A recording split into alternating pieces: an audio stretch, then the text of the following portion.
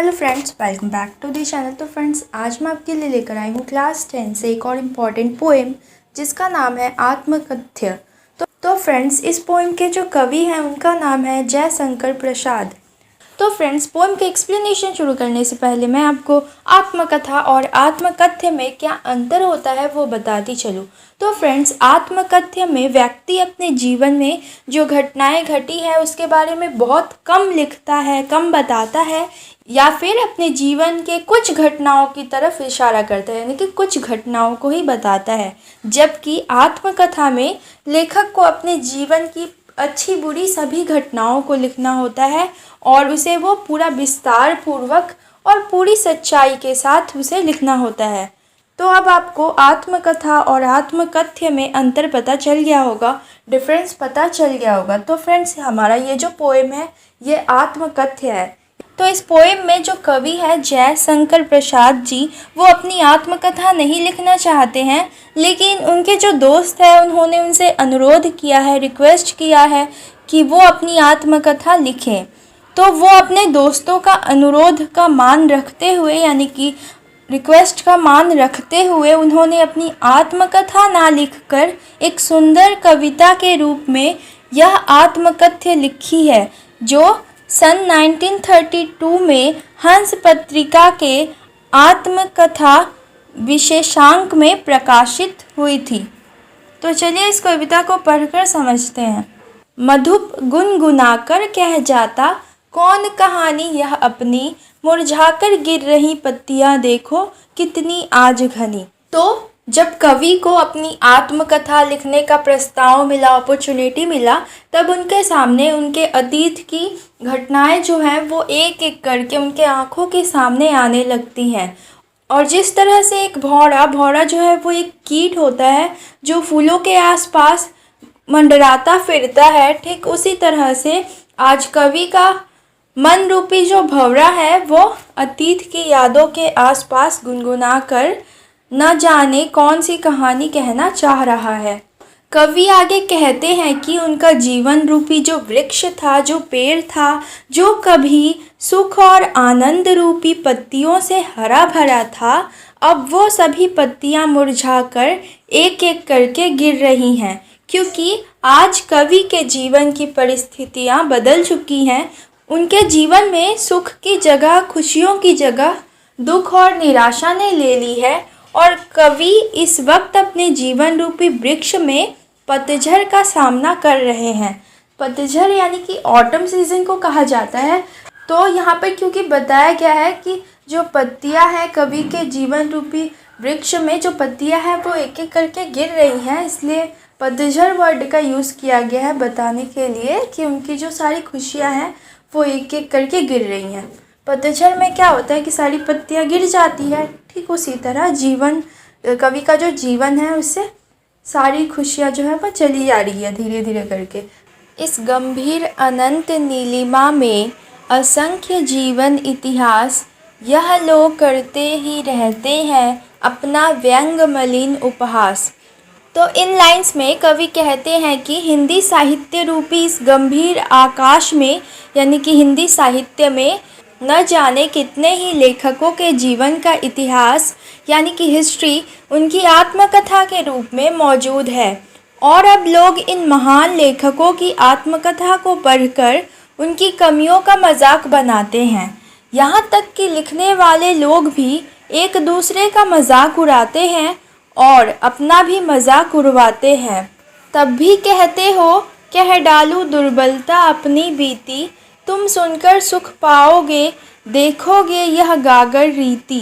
फिर कवि अपने दोस्त से पूछते हैं, इस कड़वे सत्य को जानते हुए भी कि हर व्यक्ति एक दूसरे की दुर्बलताओं और कमज़ोरियों का मजाक बनाने में लगा है, तब भी तुम मुझसे कह रहे हो कि मैं अपनी दुर्बलताओं, कमज़ोरियों और निराश व हताश से भरी हुई अपने जीवन की कथा लिखूं, जो मेरे साथ बीता, उस सब के बारे में लिखकर लोगों को दिखाऊं और फिर अपना मजाक उड़वाऊं। फिर कवि अपने दोस्तों से पूछते हैं कि अच्छा तुम बताओ, तुम्हें यह सब कुछ सुनकर या पढ़कर सच में सुख मिलेगा कि मेरा जीवन रूपी घड़ा एकदम खाली है और उसमें कोई भी खुशी या आनंद रूपी रस नहीं है। तो यहाँ पर जो लेखक है वो अपने दोस्तों से क्वेश्चन करते हैं और वो पूछ रहे हैं कि जब तुम मेरे दुखों और तकलीफ़ों के बारे में सुनोगे तो तुम्हें खुशी मिलेगा, जब तुम ये सुनोगे कि मेरे जीवन में सुख है ही नहीं। किंतु कहीं ऐसा ना हो कि तुम ही खाली करने वाले, अपने को समझो मेरा रस ले अपनी भरने वाले। कवि आगे कहते हैं कि अगर मैंने अपनी आत्मकथा में कुछ ऐसा लिख दिया जिसे पढ़कर तुम कहीं ऐसा ना समझो कि मेरे जीवन रूपी गागर में यानी कि घड़े में जो सुख, खुशियाँ और आनंद रूपी रस थे वो सभी तुमने ही खाली किए हैं और उन सभी रसों को मेरे जीवन रूपी गागर से लेकर यानी कि मेरे घड़े से लेकर तुमने अपने ही घड़े में भर लिया हो और मेरा जीवन दुखों से भर दिया हो। तो कवि जो है वो अपने दोस्त को ऐसा ना समझने को कहते हैं। यह विडंबना अड़ी सरलते तेरी हंसी उड़ाऊं मैं, भूले अपनी या प्रवंचा औरों की दिखलाऊं मैं। तो कवि यहाँ पर कहते हैं कि जिस व्यक्ति का स्वभाव जितना ज़्यादा सरल होता है यानी कि जो व्यक्ति जितना सिंपल होता है उसको लोग उतना ही ज़्यादा धोखा देते हैं। इसलिए कवि कहते हैं कि यह बड़ी विडंबना है कि मेरे मित्र मुझे आत्मकथा लिखने को कह रहे हैं, यानी कि ये मैं बहुत ही बड़ी मुश्किल में पड़ गया हूँ कि मेरे ही मित्र मुझे आत्मकथा लिखने को कह रहे हैं। लेकिन मेरे सरल स्वभाव के कारण जीवन में मुझसे जो गलतियाँ हुई, कुछ लोगों ने जो मुझे धोखे दिए या मेरे साथ जो छल किया है, उन सभी के बारे में लिखकर मैं अपना या उनका मजाक नहीं बनाना चाहता हूँ। अपने धोखेबाज मित्रों की असलियत दुनिया के सामने लाकर मैं उनको शर्मिंदा नहीं करना चाहता हूँ, इसलिए मैं अपनी आत्मकथा नहीं लिखना चाहता हूँ। उज्ज्वल गाथा कैसे गाऊं मधुर चांदनी रातों की, अरे खिलखिलाकर हंसते होने वाली उन बातों की। तो इन लाइंस में कवि अपनी पत्नी के साथ बिताए गए मधुर पलों का जिक्र कर रहे हैं। दरअसल कवि की पत्नी की मृत्यु युवा अवस्था में ही हो गई थी, यानी कि उनकी ज़्यादा एज नहीं थी, वो अभी यंग थी, तभी ही उनकी पत्नी की मृत्यु हो गई थी। तो अपनी पत्नी के साथ बिताए उन मधुर पलों की स्मृतियाँ यानी कि वो यादें ही कवि के जीवन जीने का एकमात्र सहारा है। इसलिए वो अपनी पत्नी के साथ बिताए हुए उन मधुर पलों को अपनी उज्ज्वल गाथा के रूप में देखते हैं, यानी अपने सबसे अच्छे दिनों के रूप में देखते हैं और उन्हें किसी के साथ बांटना नहीं चाहते हैं। तो इन लाइन्स में जो कवि है वो कहते हैं कि चांदनी रातों में मैंने अपनी प्रेयसी यानी कि पत्नी के साथ एकांत में खिलखिलाकर हंसते हुए उससे प्यार भरी मीठी मीठी बातें करते हुए जो समय बिताया था, वही मधुर स्मृतियाँ ही तो अब मेरे जीवन का एकमात्र सहारा है, यानी कि वही मधुर यादें, वो मीठी मीठी यादें ही मेरे जीवन का सहारा है। उन आनंद भरे पलों की बातों को मैं दूसरों के साथ बांटना नहीं चाहता हूँ। मिला कहाँ वह सुख जिसका मैं स्वप्न देखकर जाग गया, आलिंगन में आते आते मुस्कया कर जो भाग गया।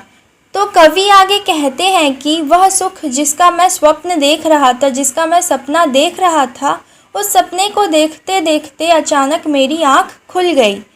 तब मुझे पता चला कि वास्तव में मैं जिस सुख की कल्पना कर रहा था, वह सुख मेरी बाहों में आते आते अचानक मुझे धोखा देकर भाग गया। अर्थात कवि ने जो अपनी पत्नी के साथ सुखपूर्वक खुशी से जीवन जीने की जो कल्पना की थी, वह उनकी मृत्यु के साथ ही खत्म हो गई और उनका सारा जीवन दुखों से भर गया। जिसके अरुण कपोलों की मतवाली सुंदर छाया में अनुरागिनी उषा लेती थी निज सुहाग मधुमाया में, उसकी स्मृति पाथे बनी है थके पथिक की पंथा की। तो इन लाइंस में कवि अपनी प्रेमिका यानी कि अपनी पत्नी की सुंदरता का बखान करते हुए कहते हैं कि उनकी प्रेमिका के लाल लाल गाल इतने सुंदर थे कि उषा अपनी लालिमा उन्हीं से उधार लेती थी। यानी कि सूर्य उदय के समय आपने सूरज को देखा होगा, उससे रेड कलर की लाइट्स निकलती हैं और वो बहुत ही ज़्यादा सुंदर लगता है। तो वही कवि कहते हैं कि उनके पत्नी के जो गाल थे लाल लाल, वो बहुत ही ज़्यादा सुंदर थे। तो इसी से जो कवि है वो कहते हैं कि ज़रूर ये जो उषा है, यानी कि ये जो लाइट है, इसकी जो लालिमा है, यानी कि इसकी जो सुंदरता है, उसने मेरे पत्नी से ही उधार ली होगी, यानी कि उनकी पत्नी से ही वो उधार लेती थी। तो कवि आगे कहते हैं कि अब तो वो, यानी कि कवि जो है वो जीवन रूपी इस रास्ते में एक थके हुए यात्री की तरह है और वो अपने दुख भरे जीवन को उन्हीं की यादों के सहारे जीने का प्रयास कर रहे हैं। वही यादें उन्हें सदैव, यानी कि हमेशा जीवन के जो रास्ते हैं उन पर आगे बढ़ने की प्रेरणा देती हैं। यानी कवि के अपनी पत्नी के साथ बिताए जो पल थे वो अब उनके जीवन का एकमात्र सहारा है। इसलिए कवि उन्हें किसी के साथ बांटना नहीं चाहते हैं, उन्हें सिर्फ अपने दिल में संजोकर रखना चाहते हैं। सीवन को उधेड़ कर देखोगे क्यों मेरी कंथा की, छोटे से जीवन की कैसे बड़ी कथाएं आज कहूँ। तो इन लाइंस में कवि पूछ रहे हैं कि मेरे अंतर्मन रूपी सिलाई को उधेड़ कर उसके भीतर तुम क्या देखना चाहते हो, क्योंकि वहाँ तो कवि ने सिर्फ अपनी मधुर पुरानी यादों को संजोकर रखा है। कवि आगे कहते हैं कि मेरा जीवन बहुत छोटा सा है, उसकी बड़ी बड़ी कहानियाँ मैं कैसे लिखूँ, अर्थात मेरे जीवन की कहानी जानकर तुम क्या करोगे, क्योंकि इस छोटे से जीवन में मैंने अभी तक सुनाने लायक कोई बड़ी उपलब्धियां हासिल नहीं की है।